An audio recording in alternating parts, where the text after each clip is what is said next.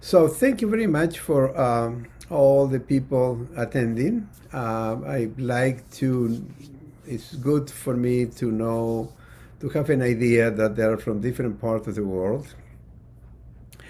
Uh, and that is very, very important in relation to, I don't know if you, the people in the audience today, have been attending the other chat.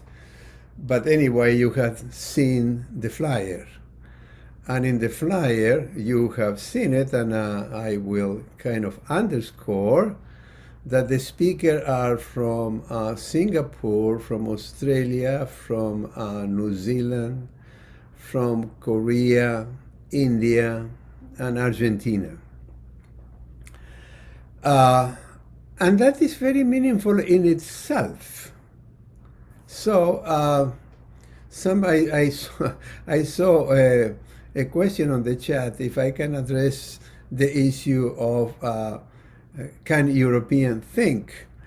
I will instead say what Dabasi, the question that Dabasi asked, can European read? But anyhow, this is a kind of thank you very much, and I am glad to be in this context, in this kind of planetary context, where people all over the world have always been thinking. But the question is, as Mahbubani said in Can Asian Think? And many other people say, the idea was, and that is basically a racial idea that disqualify people around the world epistemically and ontologically. Ontologically, people were inferior, and because they were inferior, well, they could think rationally. And since they cannot think rationally, they are inferior. But what kind of rationality are we talking about? So the idea of one rationality is very close to the idea of method. Okay. So I want to start with the definition of method. I mean, well, the word method, what the word method means. You have in the upper part a kind of general kind of reference, etymological reference, and in this bottom part is what interests me. Method means any way of doing anything orderly. Orderly regulation of conduct with a view to the attainment of an end. So the method, the way, is the way you do something. But that doesn't depend any kind of disciplinary regulation. Everybody who wants to do and engage in doing something needs what is being called a method or way of doing anything. So the question that I will address this morning is just to kind of the link from the idea of method attached to the discipline, because method attached to the discipline and a way of control. You have to follow the sociological method, or philosophical method, anthropological method, etc., etc., etc. So my talk is trying to make some point and make you understand what I mean by the linking.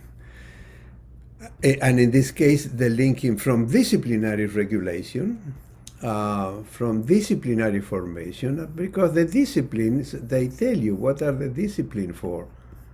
To discipline you, to control you.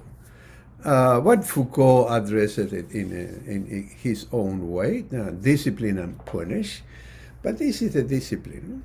So I will talk about these points.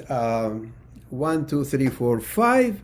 I hope to address this kind of point in 45 minutes. If not, you have it in front of you, and we can continue the conversation on this. So my general topic is epistemic disobedience, independent thought, and decolonial freedom. That is an article I published in 2010. So what I'm going to say Today is an update because I never stop thinking about that. So the first point is that method depends on an ends and goals, as we saw in the etymological definition of method. And in higher education, disciplinary method regulate disciplinary formation, which what just I said. So the question is, the colonial thinking for me and for people I work with is not interdisciplinary, it's not transdisciplinary, it's undisciplinary. When I said we, I refer to all the people who are working, starting from Quijano and the coloniality of power and Maria Lugones' coloniality of gender. So for all of us following this kind of foundation, as I said, our work is undisciplinary. We all belong to different disciplines. In the collective, in the group, modernity, coloniality, are philosophers, sociologists, artists, people working on pedagogy, myself trained in semiotics, in history of religion, in history of art, etc., etc., etc. But we just come together around the concept of coloniality, coloniality of power, and colonial matrix of power. So our way of thinking is undisciplinary in the sense that we don't follow any specific discipline to think about coloniality and coloniality of power. So the question of the method is always the question of how you do something.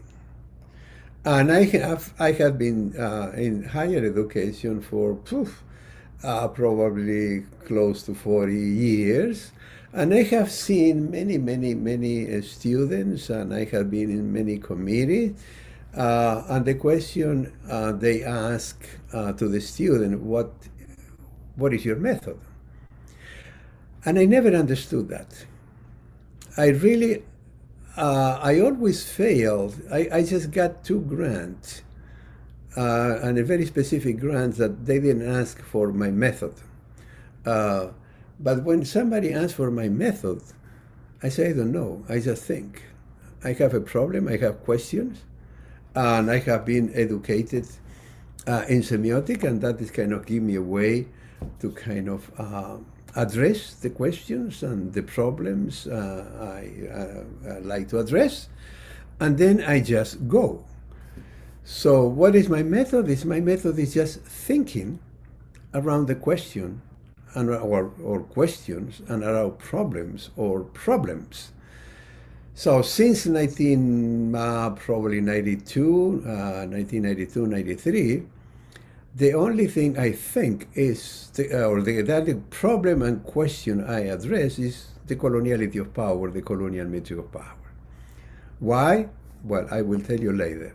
So the question of the undisciplinarity, you don't start from how. Because if you don't have a problem, if you don't have a question, you don't need a method. You have to, so the question to ask first is what you want to do. That is, in general, being asked. Yeah, I want to study something. I want to investigate something. But what is less asked is why? Why you want to do that? What does it mean to you? What does it do for you?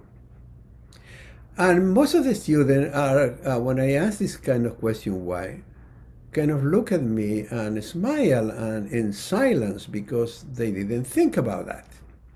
They assume that, well, the discipline told them what to do, but they didn't think about why you as a person are involved in that, what that means to you, and when, at that specific moment, and where are you doing it, and what for are you doing it, and then come the how.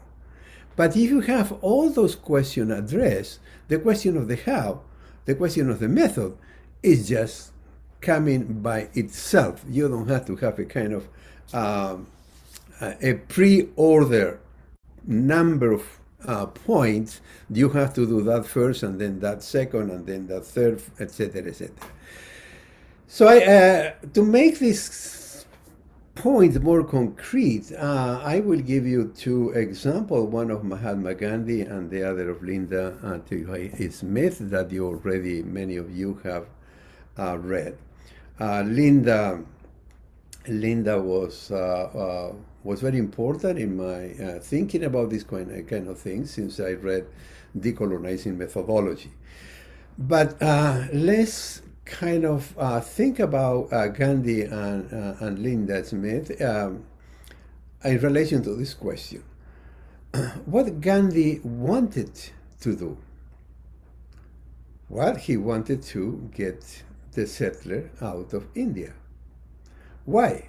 Well, obviously, because the settlers were disturbing the way of living of Indian people. You can say, well, you know, there was oppression in India and all this kind of thing. But India at that time, I mean, at the time of the India invasion, was the Mughal Sultanate, right?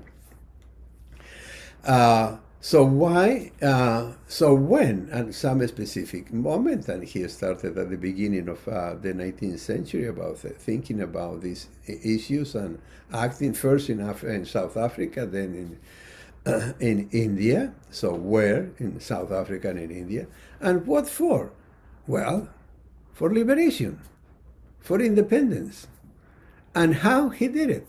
Well, he did it through what he called civil disobedience.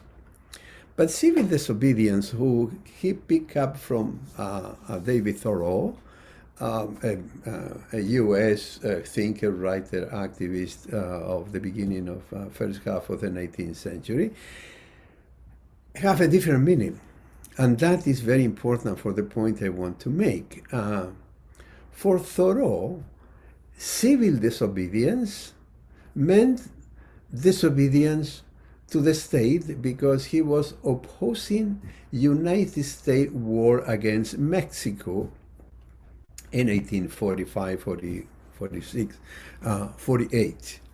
And also because of the civil disobedience, he refuses to pay taxes because the government was using taxes to kind of support that war. We know how these things work even today.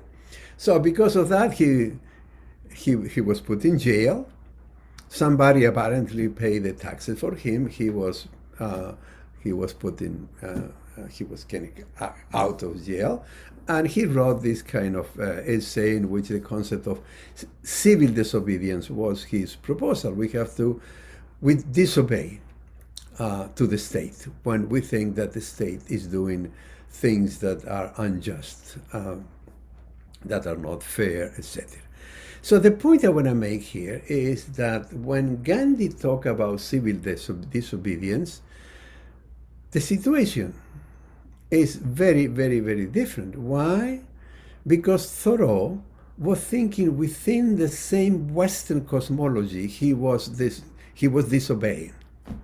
So the Western cosmology, which I mean is basically Christian theology articulated in the 19th century with secular science and philosophy, is a cosmology in the sense that all this is based on certain assumptions on the creation of the world, on what is called cosmogony, and the creation of the human being that was provided by the Bible at that time. And cosmology is the kind of the discourse that people create around this basic foundation of the creation of the world and of the people who tell the story of the creation of the world. Because the world is that then creates itself according to such or such narrative. So the narrative are the explanation that certain people find to make sense of why we are here, how we came to be here, etc., etc. So while David Thoreau was within the same cosmology he was disobeying, and in this case, let's say political theory, the political theory that kind of regulate the governance of the state, Gandhi was coming from a total different cosmology. Nothing to do with Western cosmology, until, of course, the British invaded, settler, and in the settlement and in the invasion, they introduced Western way of education.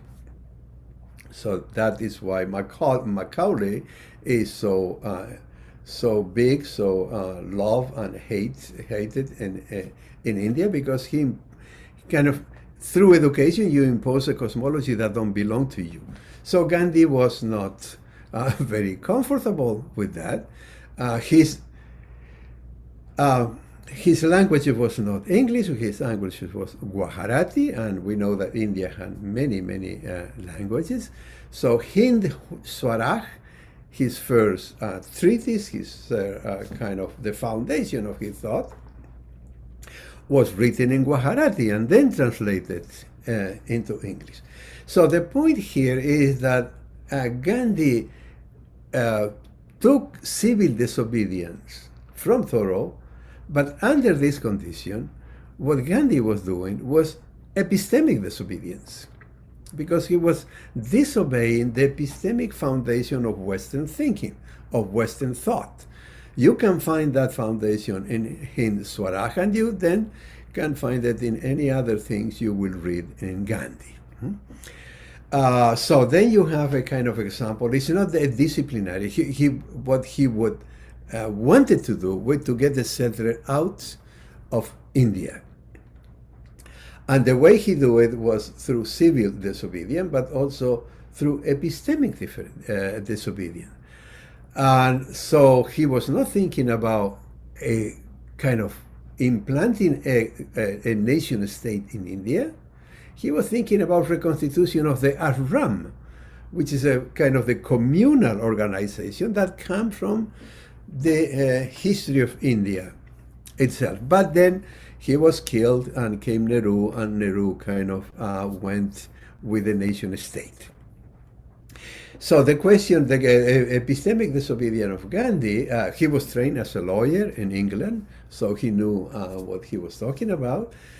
But was an epistemic disobedience, and what was the end? What was that was the way he found was epistemic disobedience. The way and the goal, the end, was to get the settler out, and he did it. So in the case of Linda Theohai Smith, the conditions are different. So Linda is operating between the academia. I thought that she was an anthropologist because the way that Decolonizing Methodology was written, with a lot of kind of reference to anthropology, and also she made a lot of anthropologists uncomfortable that wrote about the book. And at the same time, she kind of is active among Maori, what she calls social movement, or indigenous social movements, and also active among Maori thinkers and intellectuals. So decolonizing methodology, what Linda is trying to do is say, well, when Maori kind of listen the word research, they know they are confronting a weapon to control them. So decolonizing methodology is a sustained argument of for the Maori to find a way to do their own research, and what kind of knowledge the Maori need, why they need it, when they need it, where they need it, and what for. What for? For kind of for liberation of the linking from the regulation of Western disciplinary formation and Western myth of the method. And she doesn't in the second part of the book. And there is a lot of books now.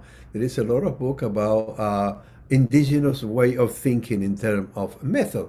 And that way of thinking method is not coming from the cosmology, Western cosmology, and the kind of derivation that may be Plato, Aristotle, and St. Thomas, Aquinas, etc. But it's coming from Maori cosmology. And that is what we see all around today. I mean, people who are delinking from Western epistemology began to the reconstitution of their own cosmology, the way of thinking of their ancestors in their languages that has been destitute by and during the invasion of and settlements, which was not just political and economic, but was basically through education. So Fanon have this very clear when he said that the colonizer is not just satisfied with kind of invading and settling the land. The colonizer kind of get, said Fanon, into the soul of the colonized people and trying to destroy their memories and their languages. So what we are seeing today, and in this sphere of thinking, is the reconstitution of many different cosmologies around the world, and that is why I emphasized at the beginning that the speaker in this series come from different parts of the world.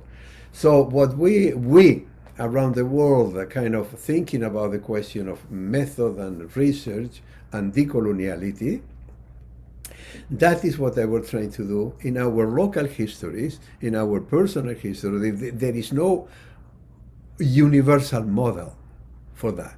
The only universal model were the universal model that were created in the constitution of Western civilization and the way of thinking and regulating thinking from 1500 to 2000, more or less. So for the world to come, if it's not being destroyed by nuclear war or climate change or pandemic, if there is a future of the world, the future of the world will no longer be regulated by one model. And that is what we call pluriversality, no longer universality. And well, let's put it that way. What is today considered Western universality will become part of the pluriversal way of thinking, which means that if North Atlantic scholars or person want to believe in what Haitian anthropologists Rolf Trujillo call abstract, North Atlantic abstract universal, of course they have the right to think about that their way of thinking is universal. I don't have any objection about that. I have objection about the aberration. They have no right to believe that their universal shall be the universal for all the people in the world. So that is the kind of what we're thinking about, the pluriversal.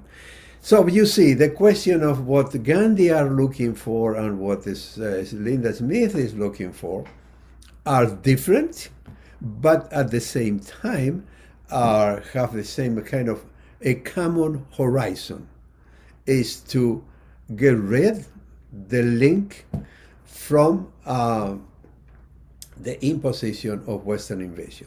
Now, here is what border thinking, border dwelling, and border thinking comes into the picture, because there is no way that Gandhi or Linda Smith can go back to what Maori cultural civilization way of thinking was before the invasion of the British, and neither Gandhi can go back to the Aram as it was before the British.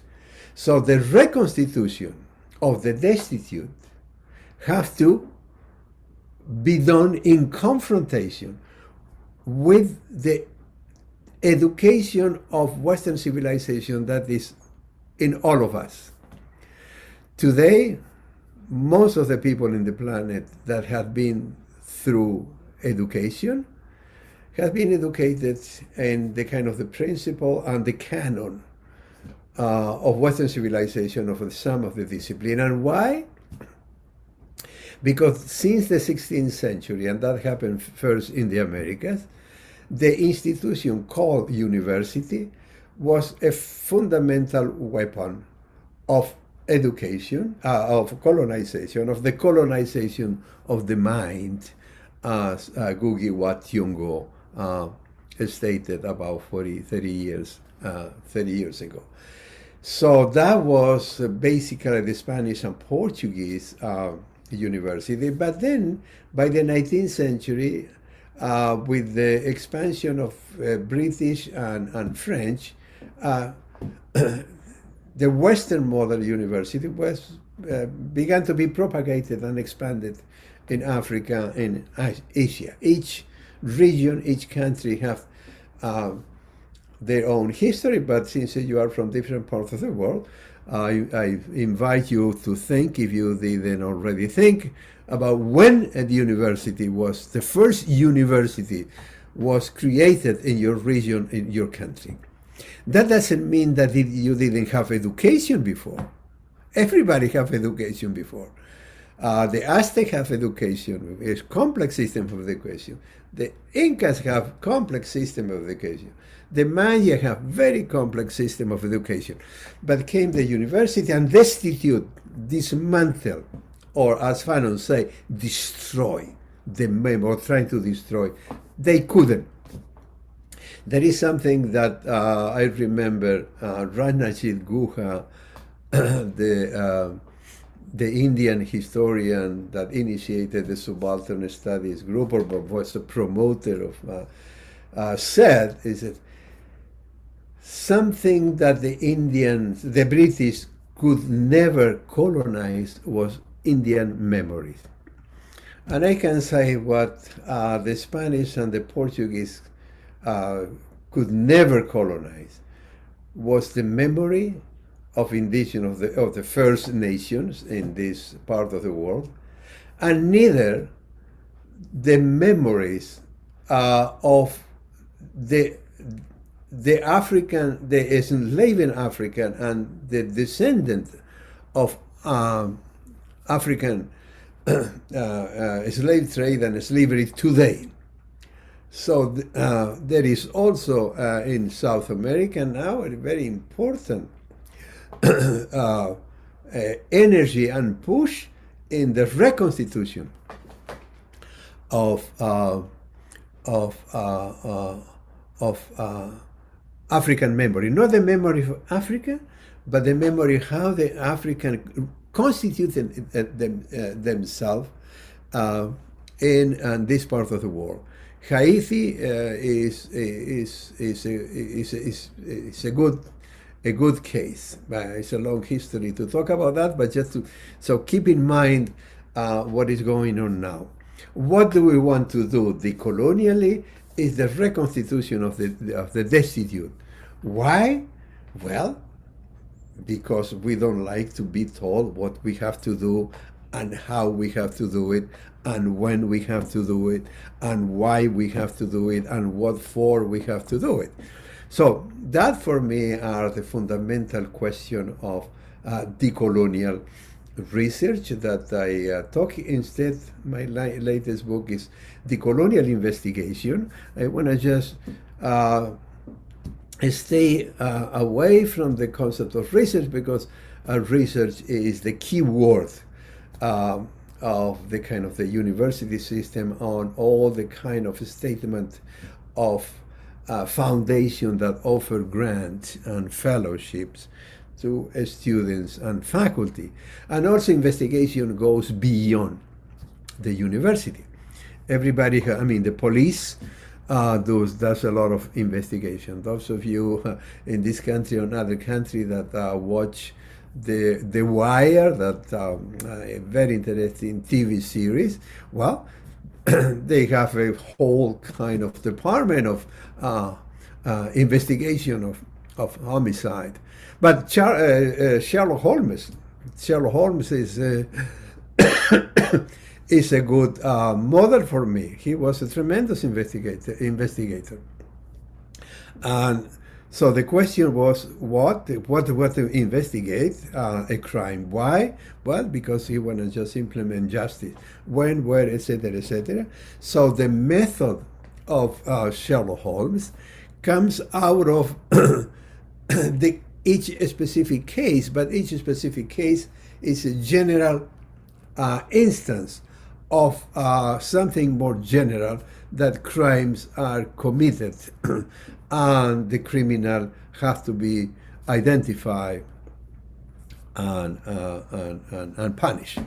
Okay, so I thought that my example of Gandhi and Linda Smith makes clear what I mean by epistemic disobedience. So why disobedience? I already mentioned or said something, and that is not, and that is a lot of people who are asking, or has been asking that. So the question of can non-European think was a recent formulation by Dabashi, but that question was asked before by Kishore Mahbubani, and Kishore Mahbubani is not a decolonial thinker by any means.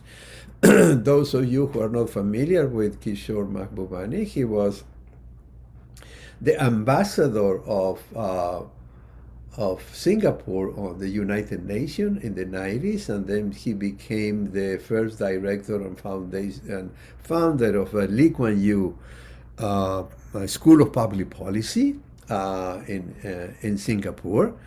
However, in '99, and from the experience of being in the United Nations, he wrote a landmark book, Can Asians Think?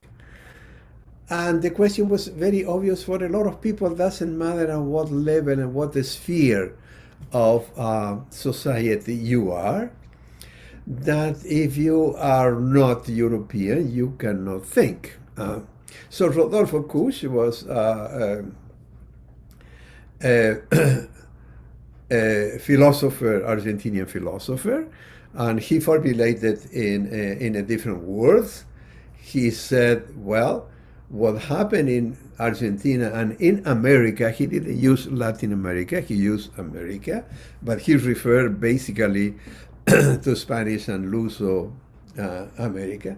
The problem that we have in this part of the world is that we are afraid of thinking in our own terms. We need the security blanket. Since he was philosopher, he said the security blanket of Heidegger, of Nietzsche, of Kant, of Hegel, that gave us a kind of security and a sense of relevance, make us feel kind of secure and important because we can talk about Hegel and Heidegger. And instead, he just turned around and began to think from the thought of indigenous people and peasant, the popular thinking. And one of the crucial books was Popular and Indigenous Thinking in America. So he shifted the geopolitic of knowing and knowledge. So instead of using Heidegger or Hegel or Levi-Strauss, that at his time was a kind of big name in South America, instead of using Levi-Strauss to study the Indian and the popular culture as if they were insects, he grounded himself in popular thinking and indigenous thinking to think Levi-Strauss and to think Hegel and to think Heidegger to think niche and to show the kind of the limitation. The great thinkers they were, but at the same time, the short vision they have, and that we cannot longer think our problem as questions, starting from the canon of European philosophy. We have to kind of come to our own, think our own local history. Okay, I have 5 more minutes, and I will be kind of closing this. The names I put there in kind of bold are the reference I have in my thinking. I don't have much time to talk about, but those of you who are interested can do some kind of research. So Lloyd Best was a Trinidadian thinker, economist, activist, brilliant. And my essay, Epistemic, Disobedience, Independent Thought, and Decolonial Freedom, is a kind of conversation with Lloyd Best's fundamental article that is called Caribbean Thought.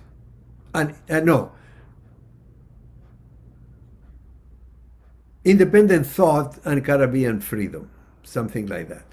And that was an article published in 1972. So Sylvia Wynter is a Jamaican writer, thinker, etc. That also is fundamental in asking that kind of question of kind of, for Sylvia Wynter, the fundamental question is to the link from the Western concept of the human and the humanity, because she sees very clearly that the Western concept of the human is not universal. It's a Western way of thinking about animal species that walk into extremities, use the upper hand to hunt and to create agriculture and to create computer, and create system of thought that disqualify other people. But also a system of thought that not only disqualify other people, disqualify all the living on Earth and the universe that has been reduced to one concept, nature. So nature is not an entity. Nature is a fiction. Nature is a noun. The living reduced to a noun, to an entity that can be exploited and extracted wealth. And that is what we are talking about, natural resources. And that's why we have a problem with extractivism. And that is why we have a problem with climate change, etc., etc. So my own research, and this is my last point, is that you have in point 5. So what I did so far, I give you a context of the problem of the method and epistemic disobedience. My own research is going that direction, and it's based on the belief that there needs to create concept, because the concept that exists, we cannot ignore it. But the concepts that are kind of available in any of the disciplines were created to respond to questions that are not my question, to places and history that were not my history. The reason, the why, that is not why I'm doing research. So that is fundamentally the creation of concepts that we need in order to articulate our experience. Not to transform the discipline, is to kind of affirm ourselves as thinkers and doers in the world. So what we call the modernity coloniality think tank or group or collective is based on Quijano, who introduced the concept of coloniality of power, colonial metric of power, and that changes everything, and Naomi Klein will say in a different context. And Maria Lugones, who kind of added to that the colonial gender system. And after that, we collectively have been creating a lot of other concepts like geo-body politic of knowledge. I mean, the geo-body politic of knowing and knowledge and knowing, as we said at the beginning. I mean, European thinking is great. I mean, they did fantastic things. They did what they have to do, but they did it in Europe, and they responded to your question, and they hide the enunciation. And it's because they hide the enunciation, because they didn't say, we are thinking this because our bodies are kind of male bodies, Christian bodies, white bodies, that kind of, in this local history. No, they thought that whatever they thought have universal values. So the geopolitic of knowing and knowledge is kind of decentered that, opening up the pluriversal. And the body politic is not the biopolitics, because Foucault, what did in biopolitics was to, fantastic to study how the strategy of the state to control the bodies. But body politics is the body who realizes what is going on and does not want to be controlled. So the last sentence of Fanon in Black Skin, White Mask, if you read it and you remember, is this: oh, my body, ask me always someone who asks or who questions. He said, my body, not my mind. He was very aware of what does it mean being a black body from the Caribbean in France. And then you have there the geo-body politics in action and putting the colonial thinking in motion. Well, and there is another set of concepts that if you are interested, you can Google and you can find